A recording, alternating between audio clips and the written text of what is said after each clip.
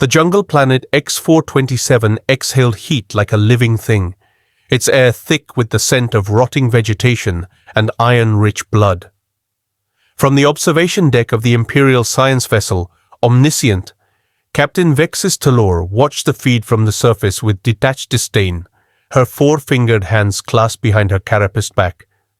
The glowing screens cast an eerie blue pallor across her chitinous features, highlighting the subtle tremors of irritation in her mandibles. "Another waste of time and resources," she muttered, the translator implant in her throat buzzing slightly as it converted her clicks and hisses into standard galactic. "This species won't last an hour down there." Beside her, Dr. Krell Mitani adjusted his ocular implants with delicate precision, the mechanical lenses whirring softly as they zoomed in on the human male being deposited onto the killing fields below. The creature, designated Subject H287 in their records, stood barefoot in the muck, clad only in tattered fatigues that might have once been some sort of uniform. His dark eyes scanned the tree line with unsettling calm, his breathing steady despite the 120% gravity and 50 degrees Celsius heat that made the air shimmer. "You continue to underestimate them, Captain," Krell said, his voice carrying the patient tone of someone who had repeated this argument too many times. "Humans hail from a Class 12 death world. Their baseline survival instincts are unorthodox by civilized standards." Vexis turned sharply, her compound eyes reflecting the multiple camera feeds in miniature. "Look at it, Doctor. No claws, no venom, no natural armor. Soft skin, brittle bones, and a respiratory system that can't even filter basic atmospheric toxins." She gestured contemptuously at the screen. "They're prey animals pretending to be predators." A derisive snort came from the corner, where Engineer Zix9 leaned against a console, polishing a plasma scalpel with deliberate disinterest. The droid's photoreceptors flickered with amusement. "Famous last words, Captain. Shall I prepare the I told you so protocol for my memory banks?" Vexis ignored the insubordinate machine, turning instead to Lieutenant Nara Weiss, who sat hunched over the comm station. The young officer's frilled ears twitched nervously as she monitored the bioscanners. "Status report, Lieutenant."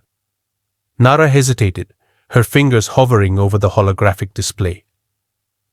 "The Vorkhan in Sector 7 has detected the human scent trail. It's closing in rapidly." Her voice trembled slightly. Whether from fear or excitement, it was hard to tell. On the screen, the human, Sergeant Marcus Rook Vance, though the Empire didn't know that yet, crouched low, pressing a hand into the mud. He rubbed the dark soil between his fingers, sniffed it, then wiped it across his face and arms in deliberate streaks. The crew watched in confusion as he began gathering loose stones from the riverbank, testing each one's weight before selecting a particularly jagged specimen. "He's not running," Krell observed, his voice tinged with fascination. "Not hiding. He's preparing." Vexis's mandibles clicked in derision. "Preparing to die, perhaps." Then the Vorkhan struck. 18 feet of armored muscle and serrated talons erupted from the undergrowth with terrifying speed, its maw distending in a shriek that vibrated through the observation deck's speakers. The crew instinctively recoiled. Even Vexis took half a step back, as the monster's killing claws descended toward the seemingly helpless human. Rook moved. Not away, but sideways in a fluid roll that carried him just beyond the killing arc. The Vorkhan's talons gouged deep furrows in the earth, where he had stood half a second before. Before the creature could reorient, Rook was already moving again. Not retreating, but charging forward, the jagged stone held like a dagger in his fist. The Vorkhan whipped its spiked tail around, the venomous barb missing Rook's ribs by less than an inch. He didn't flinch, didn't hesitate.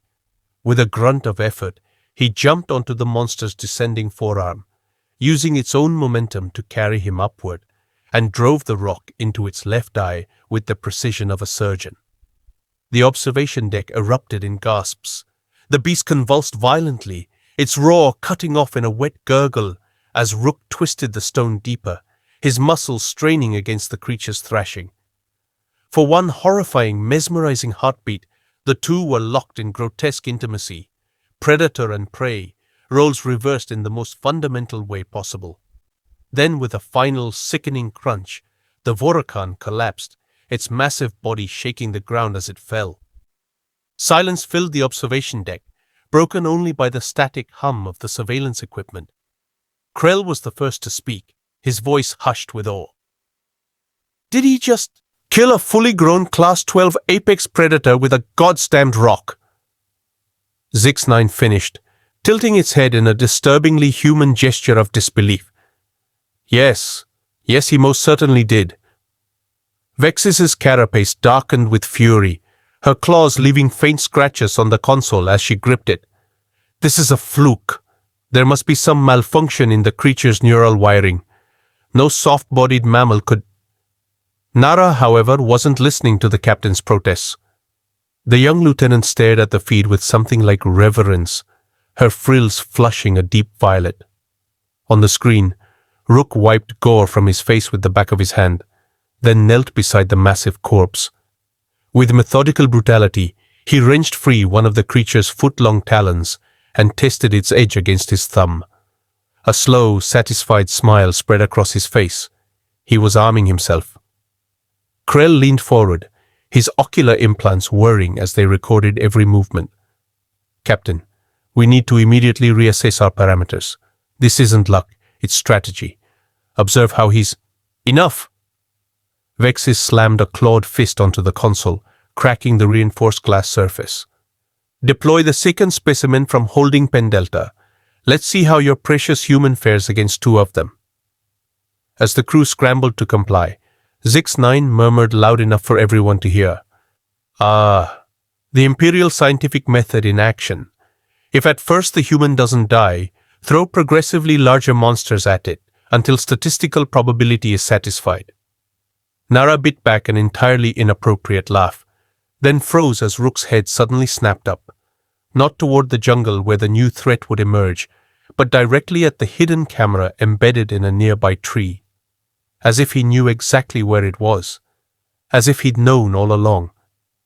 His lips curled into a smile that wasn't pleasant at all. Then the second Vorkan's hunting scream split the air, and the feed dissolved into chaos. Rook darting into the undergrowth with the two enraged beasts in close pursuit. Krell exhaled sharply. "He's leading them."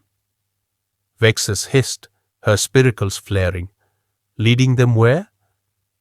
Zix-9's manipulators flew across the controls, pulling up a tactical map of the outpost's perimeter defenses. The blinking red dot marking Rook's position was moving in a deliberate, calculated arc. Not away from danger, but in a precise path that intersected with... "Oh," the droid said after a moment of stunned silence. "That's... unfortunate." The map zoomed in, trajectory lines extending to show Rook's projected path.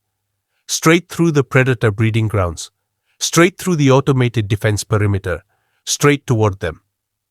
On screen, Rook vanished into the trees, the crashing sounds of pursuit fading into the distance. The observation deck held its collective breath. Somewhere in the jungle, death was moving, and it was wearing a human face. The jungle screamed around Rook as he moved, not fleeing, but flowing through the undergrowth with a predator's grace that seemed to mock the very concept of prey. Behind him, twin sets of armored feet pounded the earth, each footfall sending tremors through the loamy soil. The Vorkan's enraged shrieks split the air, their bioluminescent markings pulsing crimson with bloodlust. He didn't look back. He didn't need to. Two hostiles, one path, no weapons, no problem. Ahead, the terrain sloped upward into a maze of volcanic rock formations, the black basalt steaming with geothermal vents that hissed like angry serpents. Rook's bare feet, already toughened by months of survival training on Earth's most hostile environments, left faint bloody prints as he vaulted over a fallen log. The stolen Vorakan talon, now lashed to his forearm with vines he'd stripped and braided during his first minutes on planet, gleamed wickedly in X-427's amber sunlight. Observation deck. Imperial science vessel. Omniscient. Captain Vexus Telor's claws flexed against the console, leaving fresh scratches in the polished surface. He's leading them into the thermal vent field. This ends now. Either the predators kill him, or the superheated steam cooks him alive. Dr. Krell Matani adjusted his ocular implants with trembling fingers, the mechanical lenses whirring as they struggled to keep focus through the jungle's heat distortion. You're missing the strategic implications, Captain. Watch closely. He's not running from them. He's herding them. On the flickering screen, Rook ducked behind a basalt column, just as the first Voracon lunged, its serrated claws screeching against stone. Instead of continuing his retreat, he did the unthinkable. He rolled toward the creature, passing beneath its armored belly in a move that shouldn't have been possible for a human's limited range of motion. The makeshift blade flashed upward in a precise arc, severing critical tendons where the beast's natural armor thinned at the joints. Fetid blue blood sprayed across the volcanic rock as the predator staggered sideways, its enraged howl cutting off abruptly when its massive bulk collapsed directly onto an active steam vent. The resulting eruption of superheated vapor filled the air with an awful sizzling sound and the stench of cooking flesh.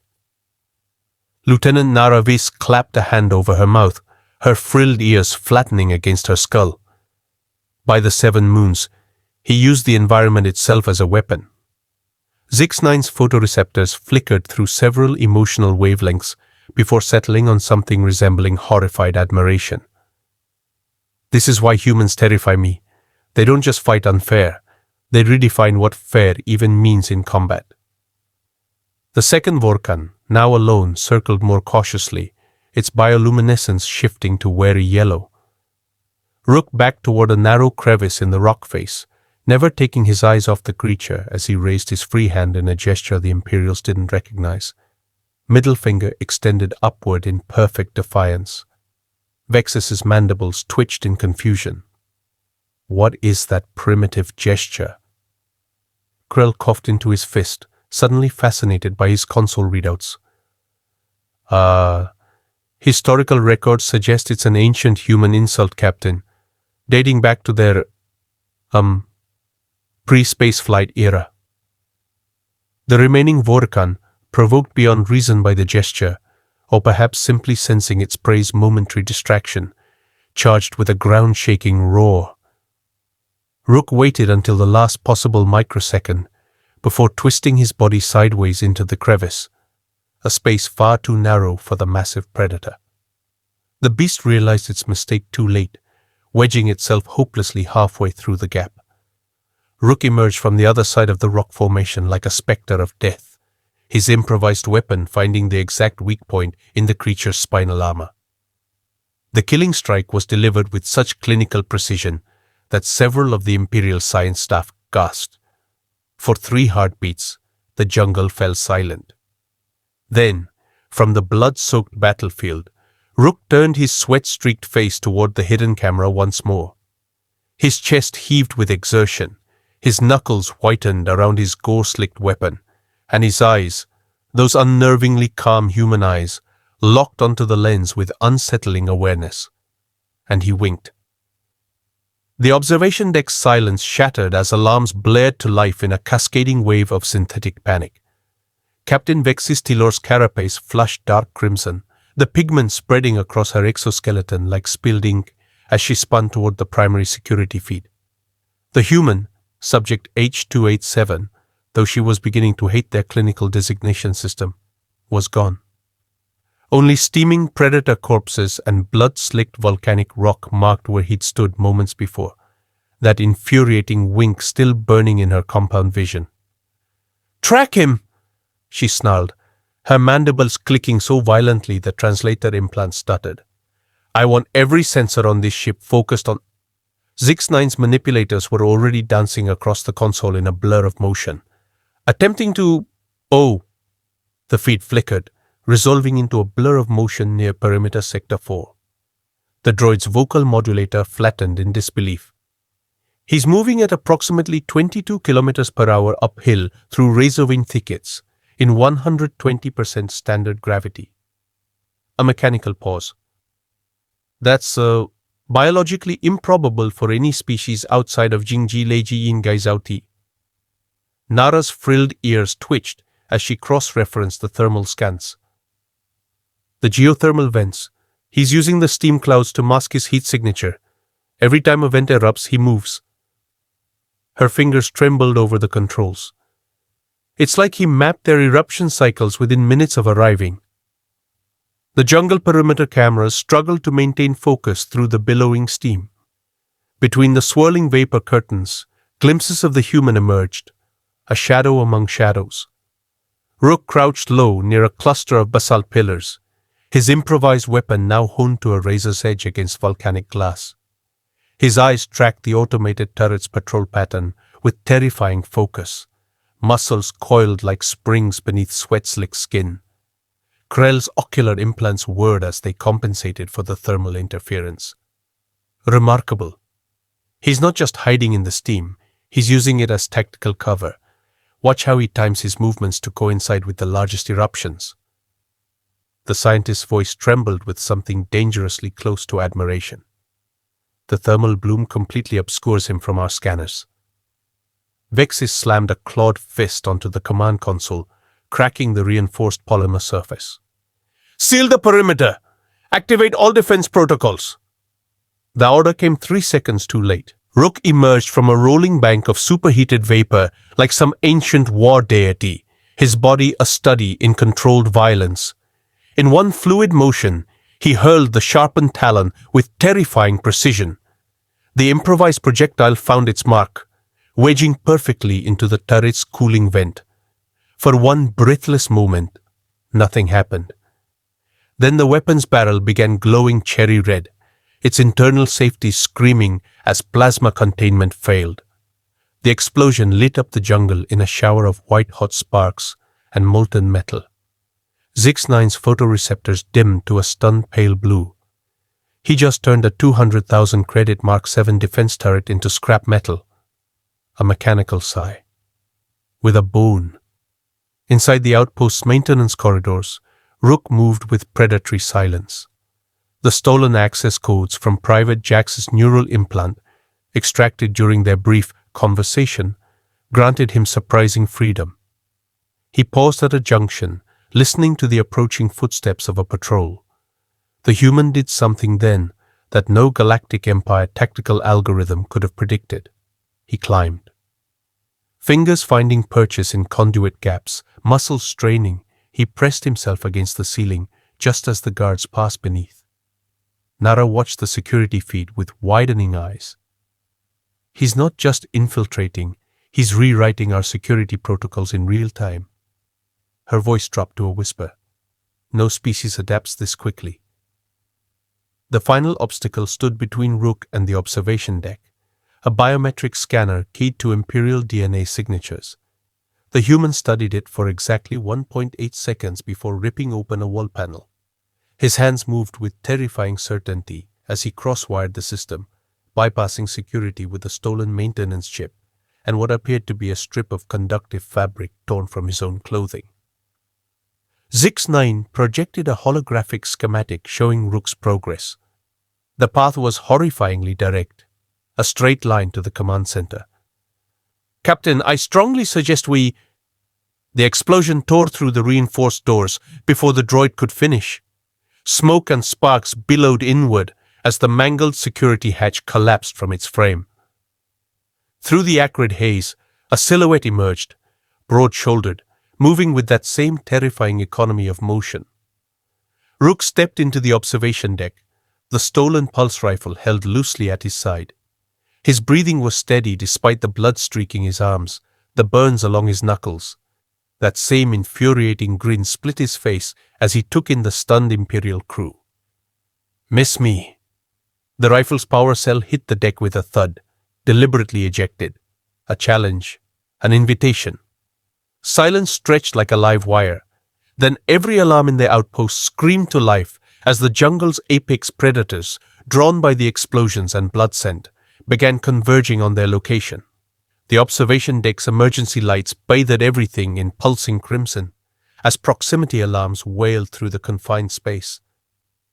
Captain Vex's Telor's claws flexed involuntarily, her carapace darkening to a matte battle black as she processed the dual threats before her, the blood-streaked humans standing defiantly in their midst, and the swarm of predators whose seismic footsteps already vibrated through the deck plating. The scent of ozone from shattered electronics mixed with the coppery tang of Rook's wounds, creating a visceral atmosphere of impending violence. Rook tossed the disabled rifle aside with a metallic clatter that echoed through the suddenly silent command center. "Won't matter," he said, his voice calm but carrying an undercurrent of urgency that contradicted his relaxed posture. His eyes never left Vexis's far-seated orbs as he continued, "Your outer perimeter's toast. That brood mother will be chewing through your bulkheads in under 2 minutes." Zix-9's photoreceptors flickered through several wavelengths as it accessed the external surveillance feeds. When it spoke, its normally sarcastic vocal modulator carried an unfamiliar note of genuine alarm. "He's statistically likely to be correct. The Vorkan broodmother has joined the hunting party. Initial scans suggest she masses approximately 3 times standard specimens." The droid projected a holographic feed that made several junior officers recoil. A nightmarish, spiked behemoth tearing through reinforced plasteel like wet paper. Lieutenant Nara Viss's frills flared in a subconscious threat display as she looked between Rook and the horrifying security feeds. "Why warn us?" she demanded, her voice cracking slightly. "After what we did to you?"